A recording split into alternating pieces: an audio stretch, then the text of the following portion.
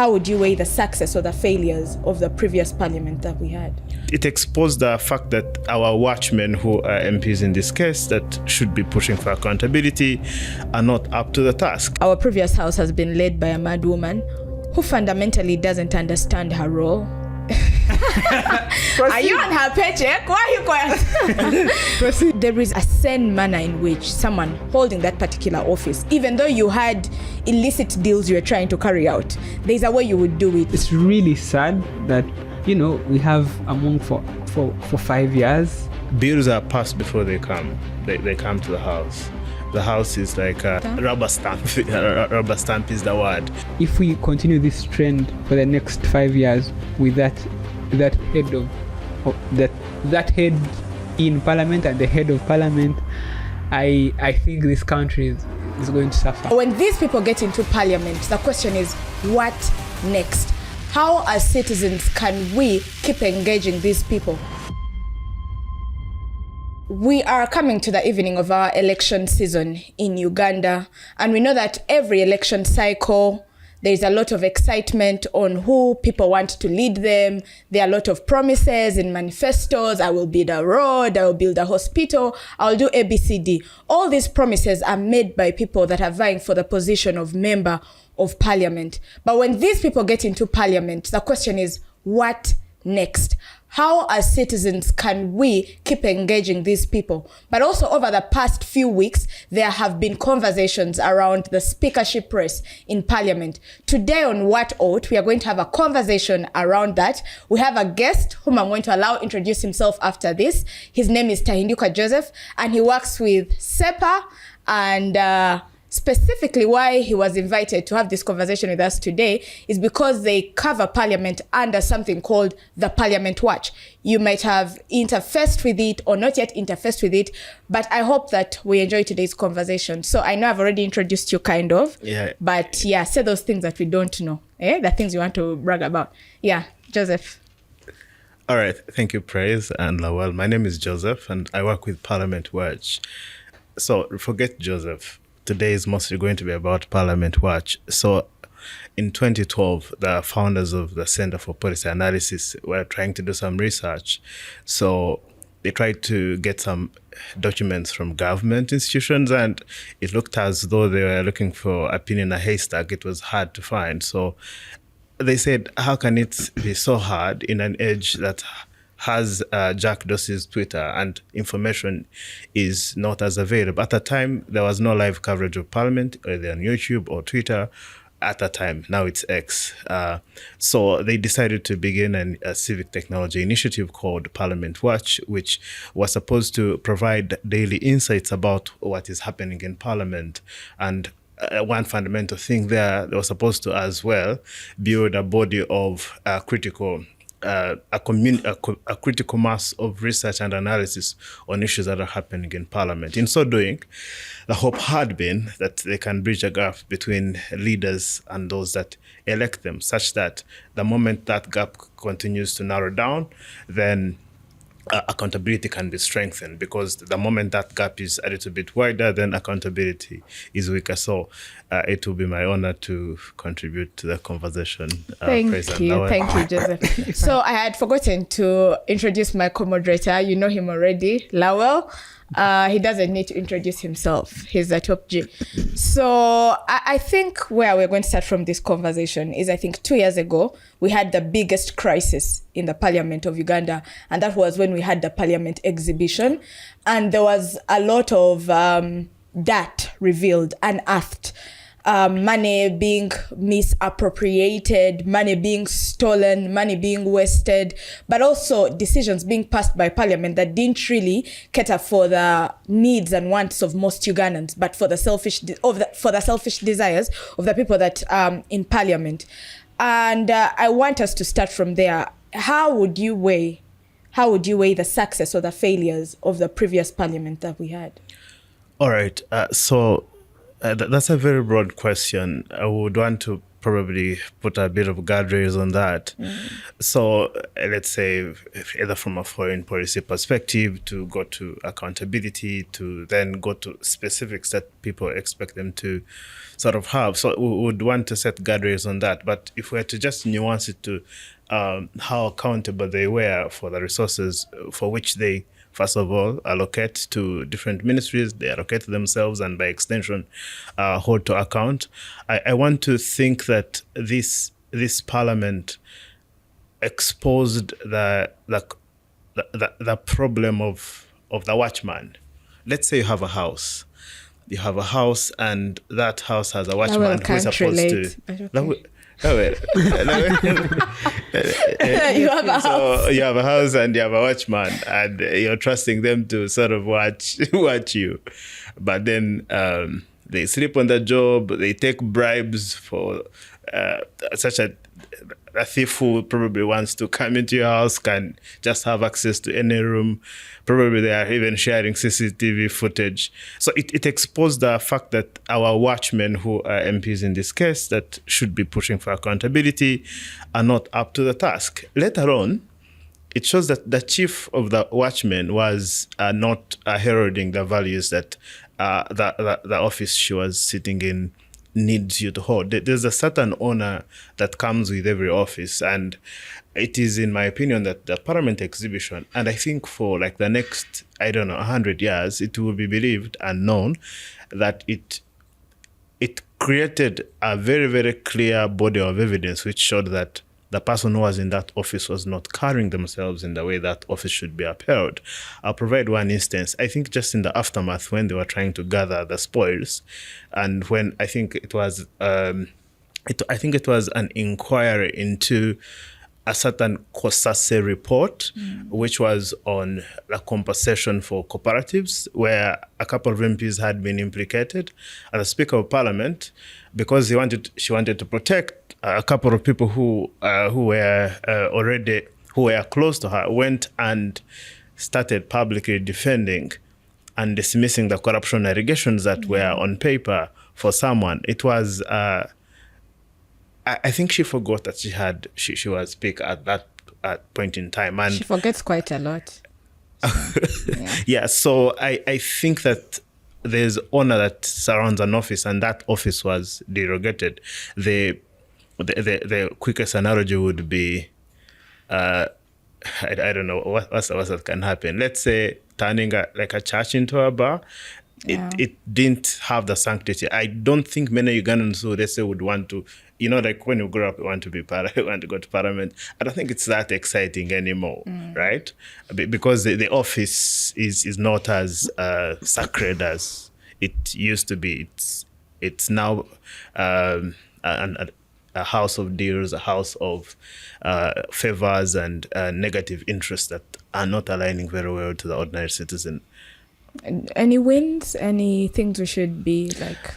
Yeah, I've been doing a study. Actually, there's a landmark publication that we're doing in terms of the highs and lows of the 11th Parliament. So, at the evening of the 10th Parliament, under Rebecca Kadaga, the Minister of Public Service had instituted a regulatory impact assessment on just the nugatory and expansive nature of the Ugandan government, and they wanted to introduce reforms around the rationalization of public expenditure. So at the time, the idea was that the government is too big, there's so much duplication of public expenditure, and it was also in the NRM Manifesto for 2021. If you look at it, probably you can share it on the screen if this is being shared.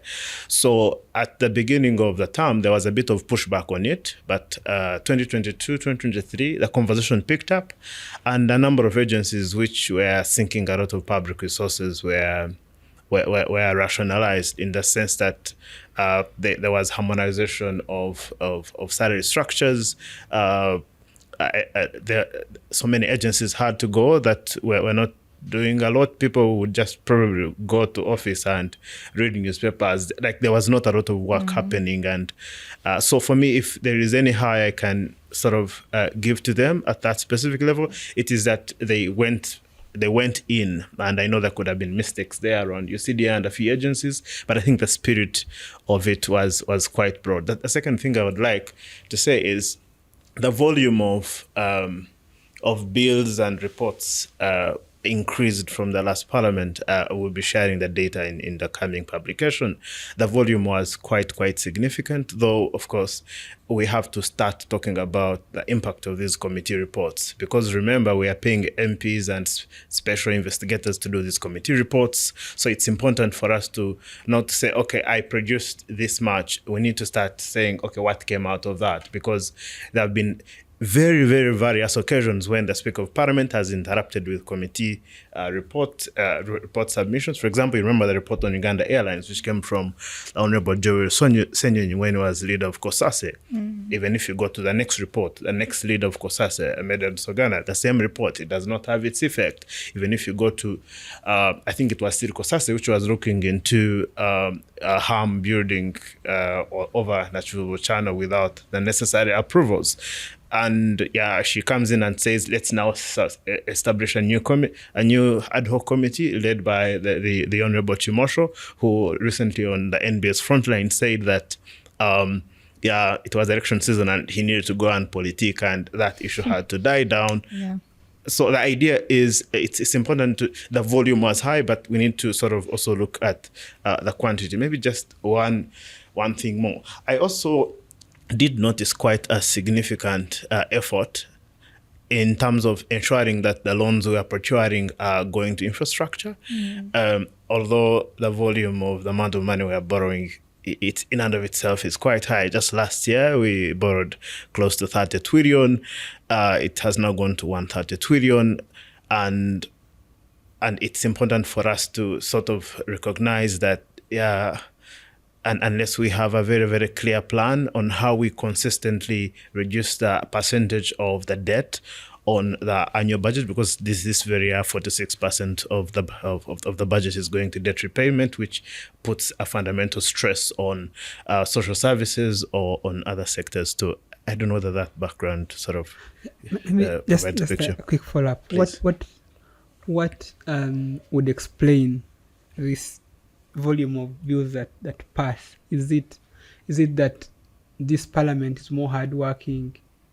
What is it about this parliament that they were able to push out a lot of bills in a comparison maybe to the past parliament? Because there's also this feeling of the quality now is not as good as the quality before. Does the volume demystify, undo that, or is it evidence of?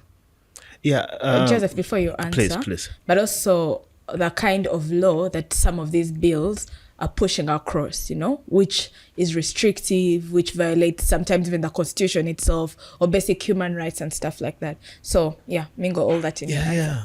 And I think we need to analyze the actors who are always pushing for this large volume of bills.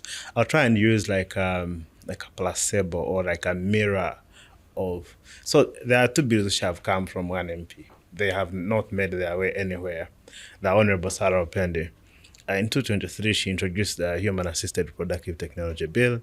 The bill was sent to committee.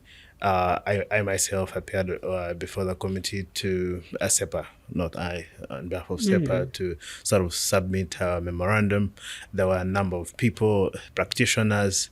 That bill was kind of swallowed up by the interests of the state. She introduced another bill, which is the marriage bill. Remember, the marriage bill, the journey of the marriage bill starts way in 1964, when sort of they're saying we need a comprehensive law, Up to now, that law now has to be the business of the next parliament. If you look at an issue which has been on the legislative agenda, an issue like the National Health Insurance Bill, that conversation started on the first legislative agenda, which comes from the Prime Minister, continues up to now. We are not having that specific issue come up.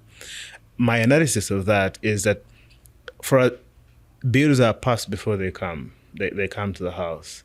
The House is like, how do I call this? Rubber stamp. Rubber stamp is the word, which could explain that for bills that have for bills that the state is heavily interested in, they pass by the whim of a second. Look at the UPDF amendment bill; it barely spent 20 days in Parliament. So the volume could be that there has been a lot of legislative action that the government wanted to have, and it's not necessarily that they were. In any case, have you read any committee report? Barely do you see almost half of the committee members sign a report.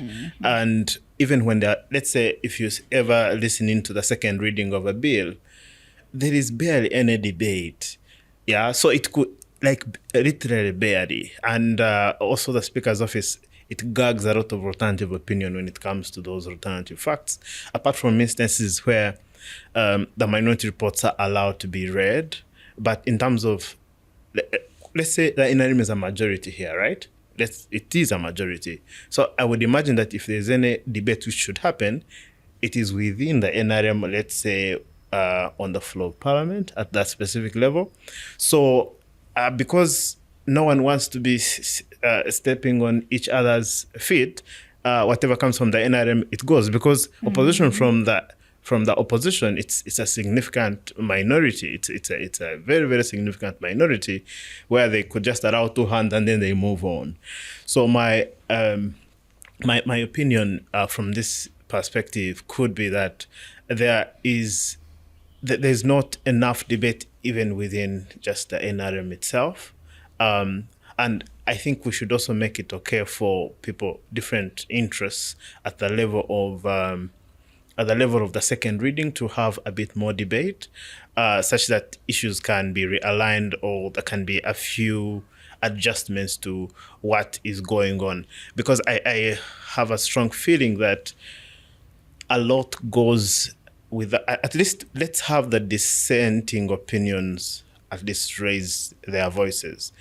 At least let's leave them on paper. Recently, I think must have been yesterday, in this case, since we're working within a broad context, when the Constitutional Court came to speak to the issue of the Computer Misuse Act, there was one MP, only one, who came in and gave a minority opinion. Yes. I have a feeling they should have been 57 or 80, because UPC has quite a number, DP has quite a number, NUP also has quite a number. So how do we at least have more alternative opinions, sort of push the alternative views, at least let them remain unanswered?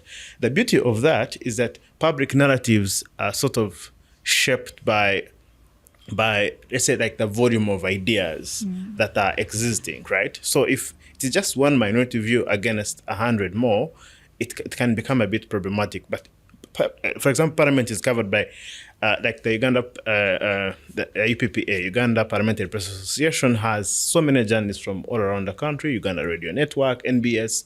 So the moment we have, and I want to think that they are fair in, expressing the views of every member. Parliament Watch as well tries to provide a very, very accurate record of that. So the moment, also commentary, I think, from actors like civil society, Agora, or even special interest civil society groups, which are working on that specific matter. So the moment all these ideas are sort of captured on record as the debate happens, whether on the media, or whether in offline spaces, or even on the floor of Parliament at second reading or third reading, I think that contributes to reshaping the narrative towards maybe having minority views captured into legislation, even if the bill was brought by the NRM. Would you call out do you think that the opposition does enough in as far as providing alternative? Like you said, NRM has the numbers, but for example, the Computer Misuse Act, if you have only like Namoga writing the minority report, not just writing it, but even like signing, like where was everyone else? And it was such a popular bill, popular or unpopular in the public realm, yes, right? And you'd expect that you would have like more people coming up to be on record, even if they're not going to win. In your observation as someone who covers and analyzes Parliament performance, especially on non-political bills, because I think non-political I think bills, for yeah. those which are highly political or politicized, like the coffee bill and others, you'll have both sides show up. But I mean, like on the Computer Misuse Act, You don't think that was politicized too? maybe it was, but in terms of Let's say like the political temperature of the bill could be a bit lower than other Than- bills as yeah. well, which I would like to start with empathizing with them. If you're a political party, I want to think you choose your priorities. But also our leading opposition party, the NUP, their priority was political prisoners mostly in this parliament, if you think of it. That's a most repetitive issue if you read the Hansard. So I felt like the state preoccupied them with that issue, that you don't have more time. If you're to look at, let's say you're going to a house, right? I'm going to ask a few, that opening time when Parliament starts, when you can, commit a minister to come back Thursday or next week to bring something. Remember, there are also other members who want to say maybe in Cavalry it has rained, there's a landslide. In terms of and normally the priorities tend to be shaped through either the shadow ministers themselves or the leader of opposition who is more regular with speaking. So predominantly, I think they were preoccupied with that specific matter, which if I were the one as well as a political party, just to analyze them, at a time you get exhausted. But also secondly, when you shout too much and people are not listening to you, at a point, you sort of just resign to doing the bare minimum. Yeah, and I'm not trying to empathize with them, but I could have got the impression that that they sort of just they become so preoccupied with that, which I think should be a legitimate it's actually what I wanted to position ask. for them. Yeah. Even beyond Parliament, the party does a lot of work around political prisoners, getting them out of prison. Even if they are not getting out of prison, they're catering for their welfare. They have to visit them, they have to cater for their families here and there. Do you think NUP ought to be preoccupying itself with the issue of political prisoners to that extent? And I'm asking this because I've talked to someone who has said that it's quite unfair and that NUP has been bullied into that role. His argument is that these are citizens of this country, and if NRM messes them up, it has a duty to them.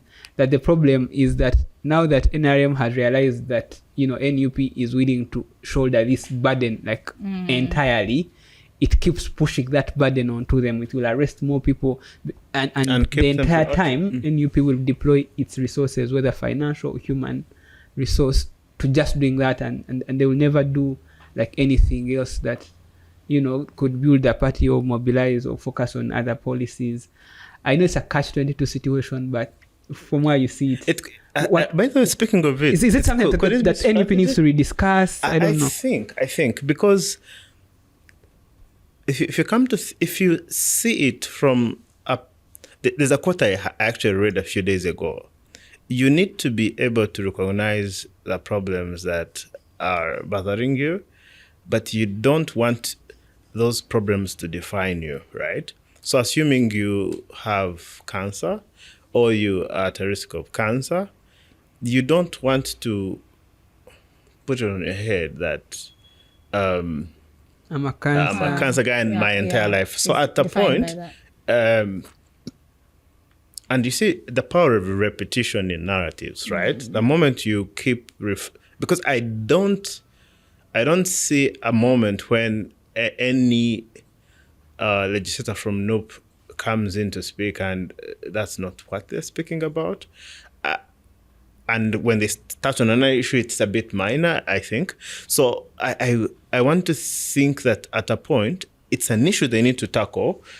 But again, I think citizens would have a bit different expectations in certain instances, because there have been occasions when there has been a pushback from opposition on certain matters, but it wasn't that it wasn't like the intellectual rigor of the response wasn't so deep.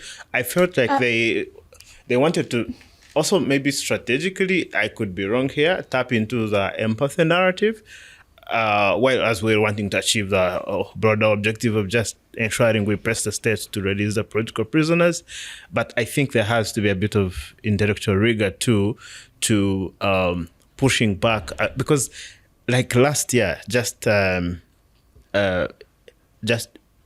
December and November, government borrowed, I think, the most significant chunk of the resources, right? So could it, maybe we can also have a discussion here, could it be a diversionary tactic? And what happens in such an instance? And I don't know what they can do to sort of balance. Let me ask this question to you, because I ask this because because you are an activist. Yes.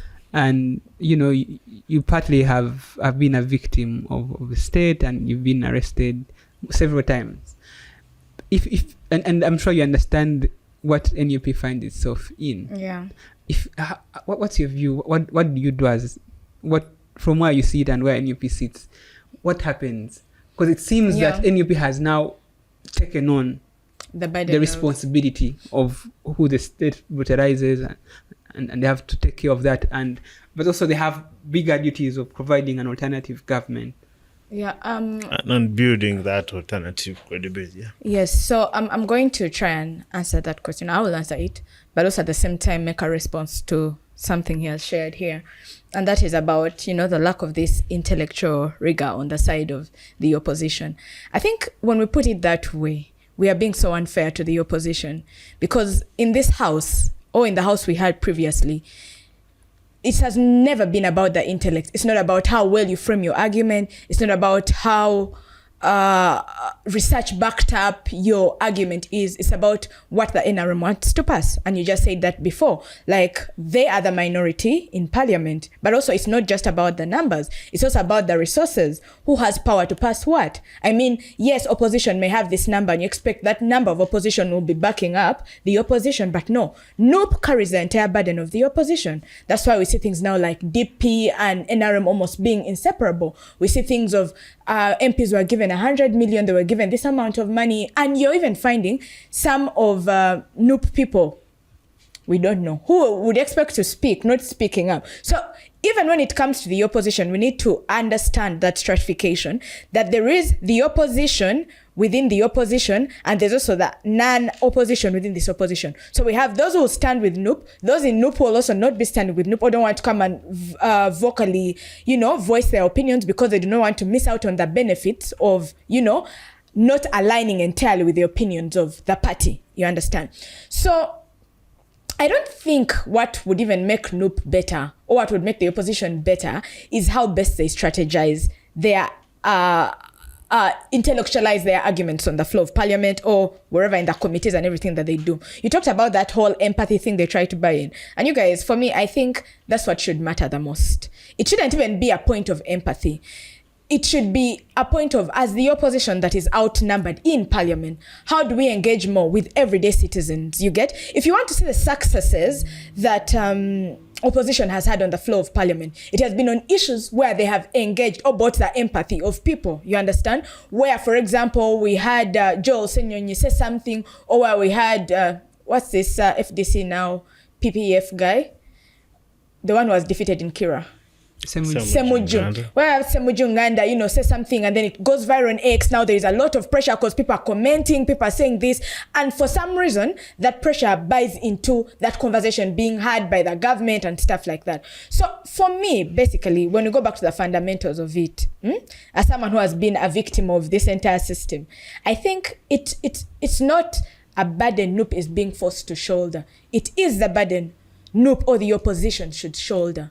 Because in the grand scheme of what our country looks like, in a country where there's repression of rights of people, where the law is broken down, where people can't speak up, you cannot say you're going to sit on parliament and pretend not to see that and you want to discuss something else, like let's talk about maybe schools or people's access to water, food and stuff like that. Yes, they matter, but you want to target the fundamental root cause of these issues, you get, which is that constitutional breakdown. That you know that if you focus on the reinstatement of this particular right or this particular ability of people to speak up, to associate, then the rest will suddenly sort of fall in line, like there's that domino effect. So I don't think it's a failed strategy.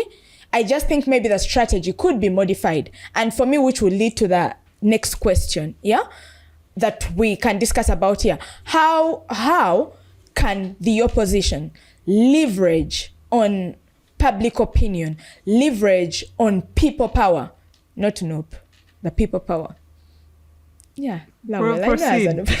Proceed. How can they leverage on people power? For example, engaging things like civil society organizations to do things like what we did in the exhibition time, you get, to engage people more in pushing back against this government. Because I feel it will be deceptive of us not to acknowledge that the opposition already enters parliament on a limping foot, you get? And then somehow we expect them to run the race as people that have come with, the latest Nike racing shoes at the end of the day. So one, I don't disagree with their strategy of focusing on political rights, because most of our issues are around political rights, you get? Things like freedom of association, freedom of speech, which for me basically form the fundamental aspects of a democracy, which should even help us shape our parliament better.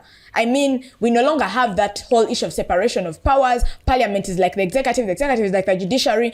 And you've already acknowledged that there is a big playing hand of the executive in decisions that are passed, the bills that are passed, and how parliament focuses its priorities, right? So if NUP's strategy is to focus on allowing the political rights to, have a higher place of focus than everything else, I feel it's okay. Just that we can, disagree on the semantics of it and how they are doing it. But I think one is their responsibility, and I think it's a good strategy. I just have a question for you. So NUP was representing 3 million people. Yes. Right? I think we have to weigh them on how effective they represented those people. Let's say a majority of those people are in Uganda, right? I think that should be the benchmark. I think there has to be that sort of accountability system too, because the challenge of the electoral processes aside, NUP was kind of edged out in a significant number of, or at least it's allowed to, even its candidates to be within the fitting margin to even be rigged in certain areas. Can we have that conversation on how did they effectively represent? Was it 3 million? Mm. Yeah, maybe the other discussion we would have is maybe it's also a study to have. We need to study how the bill comes from the cabinet secretariat and parliament. We see the changes, whether the result is like a 0.1% or 1%. It's a study to have in the future. I will not debate the numbers because I fundamentally disagree with the numbers of the people that it represents. I think NUP represents more than just the 3 million that, is on the paper and what they acknowledge. You get that kind of stuff. But I want us to first of all appreciate what NUP stands for. You get? When you see NUP through its campaigns, in its wording, how people relate with it, NUP is a political movement. Even before it turned into the party that it is today. You get?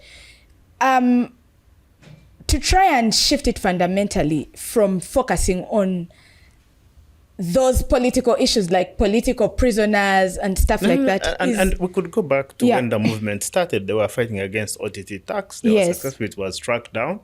So it was post-legislative scrutiny against specific legislation, like what the Kenyans were doing with the finance bill. So I think we also ought to analyze the effectiveness of. Okay, now let me first answer. If I should add something, and Praise, I know that you perhaps may not have the real answer, but I think part of what we are saying is not that NUP shouldn't care about political rights, because I think that those come prior to all the other rights. But we are saying that the problem is that then is is not just, it's being used against them. That government constantly violates people's rights to preoccupy with NUP, to give them a lot of, because if you look not just at the parliamentary agenda, even within the party, like all the time, it's what we are preoccupied with. It means that we don't get to engage in the real issues. And when time for elections comes, they say, oh, NUP doesn't have any manifesto. We can't trust it with power. What's their position on this?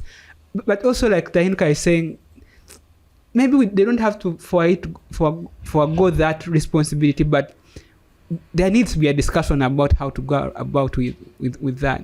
Okay, if you look at it as a strategy by the state, to sort of preoccupy them, I would agree that yes, maybe they're using it against them. Like, okay, let's keep shoving, these things to in their direction. Yeah, crisis after crisis after crisis. And as an activist, that is the same thing that happens to us. You get? One moment you're talking about Chitezi, the next moment Anita has done something, the next moment Kainerugaba is telling you how he has killed 20, 30 people. The next day he's posting how he has tortured someone. So of course it's also a strategy, you get? But for me, like, okay, we are now going to be rotating around this same conversation. We need to shift. After my comment, we shall shift it. I have one comment before you shift. No, please finish your point. If we can just do yes, they can keep shoving these things towards us as the opposition, as if I belong to NUP. But if we have a good strategy, and for me, this strategy shouldn't even be just in the walls of parliament, a strategy that we can employ as the opposition in parliament around political rights, and having a way that these rights are established, the rest will fall in line. And for me, that's, I think, my submission on that conversation, because they are so fundamental that you can't ignore. We can't ignore them. I think we then need to discuss the issue of Matthias Mpuga and how he wanted to approach that and how it eventually shaped up. How did he want to approach it? Okay, so the issue of political rights became consistent in the floor of parliament. There were so many reports. Even Uganda would come and say, please produce that list of all those people who are hiding, account for this one person. I think you had that back and forth severally. So it is recorded that Matthias Mpuga starts back channeling with the state on certain concessions that these are the conditions under which we are able to sort of grant these political rights to these citizens. And yeah, there was pushback from the party, right? That we want them released unconditionally. So in short, he was pushing for a political solution, since it is a political issue, around the release of the prisoners, and NUP was pushing back at that specific level. There was then pushback when NUP decided to take on that approach. Then there was analysis which came up from the alternative. In this case, it was either members of the opposition, Norbert Mao et al., that what's the issue here? The issue is their release, right? Why can't we pursue a political solution to this issue? So it seemed as though it was a way through which NUP was, that's always their argument, trying to platform themselves to be pushing for political prisoners. It's more or less like we are as relevant to the extent that this issue remains, because anyway it was a repetitive issue which was like on the floor of parliament. The second analysis I would like to bring to this table is, so globally speaking, right, the issue of political rights as a fundamental thing is declining as democracy is declining globally too. Not that it should keep declining. Then what happens in such a situation where, because I was reading the preamble of the 1995 Constitution, I know democracy is stated there, but as the appetite for it is continuing to go down. On which side? Who's the appetite? The appetite globally. Even Trump himself is democratically bombing Iran, or maybe putting the president out of his bedroom. So as the appetite is going down, what then happens? What does like opposition look like in such a situation? Because the moment you you keep heralding democracy. You then fit into the broader frame, which it is not even now a Ugandan frame, that look here, you are you're like agents of the West. Again, political rights broadly live around those of political prisoners themselves. Okay. What then happens to what is the democratic agenda within a system that Increasingly undemocratic. that is increasingly undemocratic? Yeah. Okay, anyway, you guys can have this conversation, but for us, we have closed it here. Opinions have been made. You can pick sides and continue to debate them. But I think let's move now to the whole issue of the head of parliament, the Speaker of Parliament, which for me, I feel is such a fundamental position to hold because it defines a lot of what goes on in the House at the end of the day. And in my own words, no one's opinion, not even the organization that is making this podcast, I think our previous House has been led by a mad woman who fundamentally doesn't understand her role, who is... Are you on her paycheck? Why are you quiet? Proceed. Who fundamentally does not understand her role, who is so partisan in her role, who has been bought by the NRM. Prince, why do you think she's a mad woman? She is I disagree extremely with- a mad woman. On all fronts. I disagree with her, but I don't think she's a mad woman. No, I think she's actually a mad woman. Why? I think Why? she's actually a mad woman because there is a certain level of I don't want to use the word wisdom because wisdom is such, an abstract word. But there is a manner in which, a sane manner in which someone holding that particular office, even though you had illicit deals you were trying to carry out, there's a way you would do it. You wouldn't go around telling people it's okay to steal. You wouldn't go around on the floor of parliament telling people to shut up. You wouldn't, just do those basic things that a reasonable man, we call in the law, a reasonable man would or wouldn't do, or woman. Yeah, so I feel because of her priorities, which also seem to be NRM's priorities, the House has been led down that road in the past 5 years. So I don't know, your opinions could differ from mine. Yeah, this is the point where you bring in your opinions. But if you don't consider her mad now, that's even more problematic. But again, like I say, our listeners can also judge on that issue. There have, of course, been a few rumors here and there. This person is running for speaker. This person is coming up for speaker and etc, etc. Yes, I've already shared my opinions. But how do you think fundamentally this position shapes the conversation that a parliament will have for the next 5 years? I do not want to look at the Ugandan parliament as a lawmaking house. I want to see it as a way through which the Ugandan society, it's just a representation for the various needs and diversities of the Ugandan society. So it is from an engineering background, when there's like pressure all through, sometimes what you do is to ensure that all pressure points are balanced such that they are not bursting. If we appreciate it from that sense, then I think it would be a bit more empathetic for her role, which is then to ensure that everyone is everyone is happy, right, from every region. Because if we accept the previous argument, which is that bills which come from the cabinet secretariat will just go through parliament. If committee reports come from parliament, if the executive doesn't want them, they go sink. If people go to parliament and even when they are sharp, make like the deliberate choice to just shut up because there's not much they can do, then we can then say she's doing that role quite well, and NRM has given her a second position to sort of take on another 5 years of sort of balancing the boiling pot. Just repeat that. That last part of NRM has given.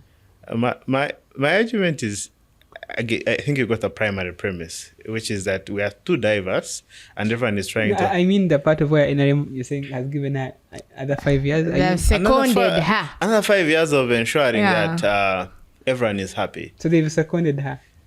I think from the memos... So you're saying there's no speakership race? No, there is a race, but I think what they're saying, from the NRM, they have gone like here. go ahead, which means she will win. I mean, Uganda is unique. Joseph, do you have a speakership race or not? I think that we don't have one. Do people think we have one? I thought we had. Okay, I think Lawal was on his own. What leaves why does it leave Mao's No, but Mao corporate agreement? Yeah. Cooperation agreement. with the NRM. I think Mao is playing his cards well. Sometimes you come close to the sun. Maybe when you come close to the sun, they may see that you already have power to even come close to the sun. That way, they can't allow you to drop back. Maybe they will give you Neptune. My thinking is it could be a mere political strategy from him and from whoever is sponsoring him to position him. Or it could be his strategy alone. I don't know. He says he consulted. So, what's your analysis, Lawal? that he's in the race to actually be in that seat? I could be blind on a few matters here. I'm not an I don't know. I've just been following up, and maybe I just wanted to hear something. Like, anyway, many people, especially in the opposition, don't think that, Mao versus Among is a better choice. But even when they're like that, sometimes inclined to support Mao. Not for maybe what he stands for, but at least I want to see a pretense of competence at the helm of parliament. Yeah, because there is a whole show of incompetence. The pretext is becoming too clear. Like whereas you say all those things of, NRM has the numbers, there's nothing they'll do, opposition, we can't win where it matters. But at least, sometimes you want to lose, but you want to lose someone who is worth it. Yeah. Or even if you won't lose the debate, but you want to know there was a debate that was actually had, and happened. that I was allowed to be heard, and so when I saw Mao standing, and from being real, because I know that opposition in terms of numbers does not have capacity to win. Put up a race. So for me, it was at least let's have a speakership race, even if Mao doesn't win, but because they had started that rhetoric of talking about how amongst speakership was accidental, and how the demeanor, and I thought those things should be able to come out in the race, and it would be heated. And maybe if he's to win, he has something to protect. At least he likes to posture as a competent and a world standards kind of speaker. Even if he was to do things, I'm sure he would have done them in ways that protect the image of the country. I mean, I didn't support Olanya, but the short time you could see that Parliament was going to become better in terms of quality. And at that time, I remember when Parliament had just come in as a PA to a member of opposition, and most of them were they feared. They feared that maybe they wouldn't be able to speak, or they needed to organize themselves, because he had come with this thing of, if you're going to submit as a member of parliament across board, you had to do your research and you had to be sure about what you're talking about. And I think that for Olanya, when he had just entered, he communicated his standards and what he wanted the parliament to be. So not that he was opposition, but and not that maybe he would have stood against Museveni against passing certain laws if they were important to Museveni, but at least there was going to be some level of debate that some level of reason would have won the day. So I don't think Mao really, whereas he likes to signal, he is not an Olanya reincarnated, but he's better than by miles. Better than Among and what he is and what he represents. So that's why I wanted to hear that there's a race, and it's sad to not. You badly want to know that there's a race. Sometimes people just want we can to hypothetically believe it and debate it. But it's really sad that we have Among for 5 years. I don't know how another it gets. 5 years, and for me, my thinking Joseph, beyond Parliament, because Parliament has a direct impact on the economy. Yeah. And initially you talked about the number supplementary budgets that passed. Yes. The borrowing. I don't think they passed. They swim through Parliament. Like, Okay, that's swam through Parliament. The borrowing, because as told, the internal borrowing now is the amount is more than actually external borrowing, and the nature of how to service the internal loans and all that. If you look at the budget framework, a lot of it is going to debt servicing, salaries. There's really little that goes to development. Yeah. And I can tell you that if we continue this trend for the next 5 years with that head of that head in Parliament and the head of Parliament, I think this country is going to suffer. And that's why also I want you to explain balancing interests. Like, what interests was she balancing? Is it a political phrase? Is it in the tangibility of, for example, things like how they have budgeted, how they've done ABCD? Like, I really want that statement to be. So last year when they were passing the budget, we were in Parliament, the Budget Committee, and by extension, second and third reading of that budget bill. They adjusted a lot of money towards public goods like healthcare, ambulances, and all, and the head of state returned that budget bill to Parliament and refused to sign it because, of course, every annual budget is a bill that they pass. My thinking here, it's not in the interest of the NRM and the central government to have a strong Parliament. It's not in their interest, and why I think this can be captured in this metaphor. I think they want like a ceremonial. They want a ceremonial person who just passes things through, and what that would mean. And this is an artist I wanted us to focus on majorly. If you don't trust the party that is going to represent you, which means you do a bit more analytical work in the background, such as by the time something is coming, it's really simply going through. So I don't think, because I think the NRM has, I think it's pursuing ideas. I think it has tried every idea they can possibly try right now. So they are like out of ideas. So they, I think, are taking on now like a very risky path of just, trying whatever they think can work at this time.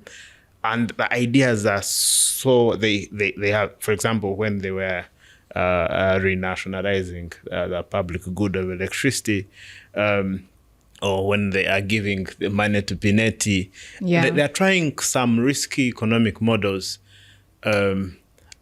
which cannot survive public debate. So I think they are gambling.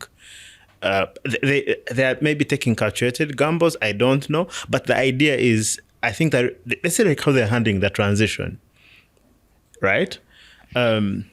I think they are gambling with different models on how the transition happens. They can't allow such a thing to be an issue which spends 2 months in Parliament or 3. They want things to swim through. I just think this is going to bite them, because you see, you can only be corrupt for so long, for certain time, but also certain levels. And if you're corrupt as, let's say, Museveni and family, at least for the state to survive, like, you have to be like the only ones eating. Like, if everyone is like stealing, it becomes exactly like there's nothing left. And my problem is Parliament, not only sometimes, because Parliament perhaps will never touch the first family, even if they are corrupt, but it should have some level of power to stop every other guy in the ministry that wants to. My fear is that the head of Parliament itself, being part of the corrupt entities, is unsustainable. It's unsustainable. Like the last budget where they said, MPs and ministries were colliding. They share budgets and it passed. Like, for every budget that passes, MPs and chairpersons of committees have a certain share. Yes. But I also know that, including the leadership of Parliament, a lot of the deals that go on in this country. She has like stake in it, including I don't know if you've heard about the NRM house which Amama pioneered that they are going to construct, and a lot of millions of dollars have been issued to construct the party offices. We can talk about the oil and like every other anything that has a lot of money. If I don't know, I feel bad. At least that's a little spirit which existed with let's say like the simmering fire, which was still in the volcano of accountability of Parliament, has been corrupted, which I think is because what successful accountability mechanisms have they had that you can say that this is something that has stood out. When that issue came up, the one of budget corruption, I think Namuju, I think Honorable Namuju, Sisi Namuju, I think. Yes. Yeah, the one where they went to constituency and said, our father is forgiving. So if you, because it was a committee, it was something which happened in the Committee of Parliament, it is exposed, and all of a sudden, it's being sanctified. It is being sanctified by the Speaker of Parliament herself. Or the Kosase report on Uganda Airlines, George Sonyi has it, wants to present on the floor of Parliament. 2022, 2023, 2024. Today. Now it's when Andrew Mwenda comes up, I think, early Jan, and starts speaking about it, that action is taken. And for me, that's it means fear. Parliament is no longer the accountability mechanism. Exactly. And also in that conversation still, like, which introduces the other factor which we need to discuss too, whether the power of accountability has shifted to another power center in the deep state. And still on the accountability of the Speaker, who holds the Speaker accountable? You know, what are the confines of his or her power? Because even if you look at the previous elections, because we're monitoring elections, we had some people were monitoring elections. Yeah, sure. And you realize specifically, like, not even just in Bukedia where she was, you know, making people, she was deploying soldiers, she was having people at different polling stations, and you would know, like, this is Anita, like, it's Anita, it's not anyone else. She had a hand in them, how DR forms were being what they call them, those forms people. I don't vote. You know, I just don't believe in voting anymore. Not as a concept, but in my particular country. So the forms where you take the ballot papers were being pre-ticked and stuff like that. People were still losing their lives, and she had a central role to play. So still, what are the confines of the Speaker in terms of power? You know, but also who holds them accountable? And I think that's important. I think when she had trouble again, when Agora had that sort of exhibition, and then she had to kneel and, you know, have to pledge allegiance to the Father, Son, and the Holy Spirit, and you know when she had to say, look here, you're the only one who knows my role. So I think it's only the head of state who can, or the different power centers that are available. So my only issue here is the comparison between citizen-led accountability vis-a-vis accountability from the deep state, which can only come in if you are not, like, fulfilling the interests of the deep state. I almost cried yesterday. One of the people in my network was, speaking to how a certain actor within the military is the one who should come and save the day. And it occurred to me that people have also, and I don't know whether they also want us to reach to this desperate moment where the only way through which we can achieve accountability is through, like, a military takeover of government, because that's, like, it is too bad, Parliament cannot. And therefore, like, you create a bad situation and then you come in as a savior of sorts. So I don't know, again, citizen-led accountability vis-a-vis, let me be blunt at it, military-led, like, accountability, which is in, if a road is not working, we replace it to UPDF engineering brigade.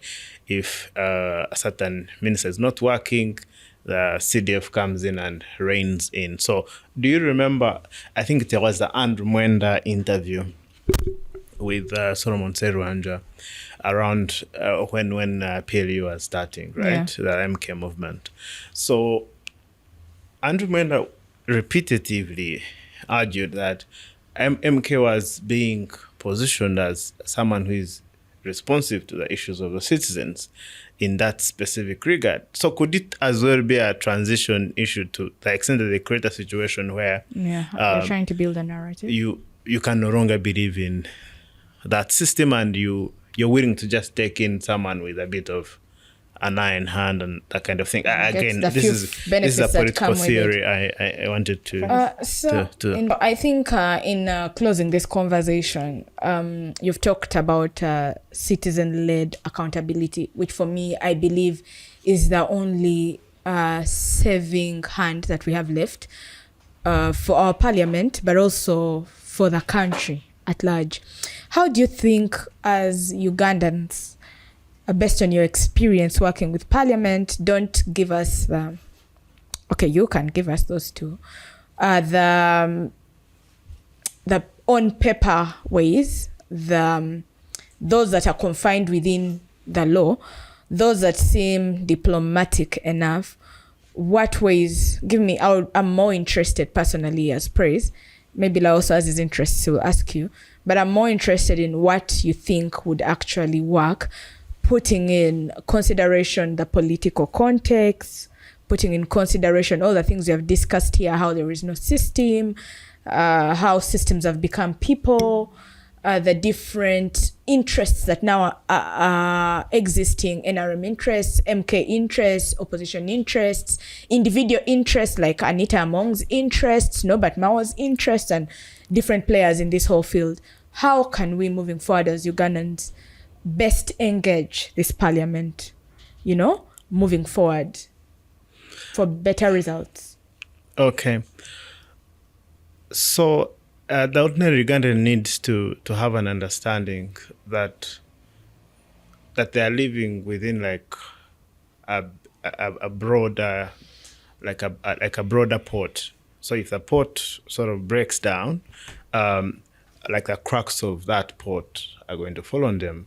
So if a decision is taken in parliament, it has like a personal effect on them. I feel like there's not that shared pain that something which is happening in parliament is affecting me. That's why people say, those are things of MPs. It's as though these things don't affect you. They need to be able to see themselves in the consequences of the inaction of members of parliament. And because the Right Honourable Deputy Speaker of Parliament was saying that the attrition rate actually went, this time it declined. Of course, when attrition rate declines, it means that more MPs are going to parliament than in previous parliaments. So how do we ensure that we see what is happening in parliament to be the issue which is affecting us? Because I also understand there's a lot we can do here as civil society. We can share the information. But you need, how can you be able not to ignore something which is going to affect you, and re-energize that corrective action? And this is important. Most of accountability action has been framed as an action against the government by foreign interests. That if me Tahinduka from Kabari, if I am doing accountability work, I'm doing it in behalf of a donor for goodness' sake. Atagora is doing it on behalf of whoever is paying them. And the narrative seems to be sinking in, right? Mm-hmm. Which means there is going to have to be a certain other conversation around how we can localize that accountability. That accountability is engineered by citizens themselves, and would now have to look at other models through which civil resistance used to happen. So, for example, the doctors right now, you know what is happening, right? Yes. In turns, they want to add an extra year of medical school that is paid for by the parent themselves. So, what can local action look like in that specific regard? Together, for example, the sexual offences bill was withdrawn by Parliament, saying that already there are so many provisions that deal with them, yet the police crime report tells us that it is one of the highest sources of crime, that role would have sort of addressed, and those recommendations even came up that we need something stronger, more like better deterrence to such crimes. So how can people who are directly affected themselves organize themselves to put raw pressure? Sometimes even here, civil society needs to keep aside, because sometimes they can become an unusual target. If young people, you don't have a job, no one is sponsoring you. You are the jobless sisterhood and brotherhood. How can those people who are like directly affected by legislation, one, push back and create the necessary force? Yesterday I was watching a clip, I think from the Kampala Central MP, the Mohammed Nsereko, who was arguing that if something is affecting you as a citizen, you come and get elected and become the next MP, which I find very funny. But the second thing he said was, go to those MPs' homes, call them, tell them where are the jobs, where are the answers to these questions that we're asking. So I believe in that focused. If you are young people and the new curriculum is not working, can we see that corrective action? Can we see trade unions of farmers? Can we see those traditional forms of organization to deal with issues as they come, since every legislation? So what civil society we can do, we can contribute to sharing information, but citizens cannot start all of a sudden to see praise as their savior or whatever as their savior. How can they, in their own groupings, sort of push for their ideas? And for me, I believe if these young people, how can we create a very powerful pressure group that at least tries to garrison itself away from the interests of the actors who try to compromise them around tokenism and push for these issues. I want to think that there's likely to be micro elements of change that continue coming, and that all compounds to having better consideration for these specific issues. That's what I think. Okay. Do you have anything to add? Nah, not. Though as we conclude, I would like to add that there is a cost to doing those things that Joseph is telling us to do: organize, speak up. You could end up in jail, you could end up killed, you could end up... Like, it's not a comfortable spot. It's not going to be that easy thing like you will walk to your MP's home and expect for him not to call the police to come and pick you up and stuff like that. But I hope you enjoyed today's conversation. I hope it was insightful. I hope you're going to go back, think about it, meditate upon it, and see what role you can play as an individual in the next parliament, not thinking of what will Agora do, what will SEPA do, what will the other girl do or the other man do, and stuff like that. Have a blissful day and an amazing week ahead. Thank you.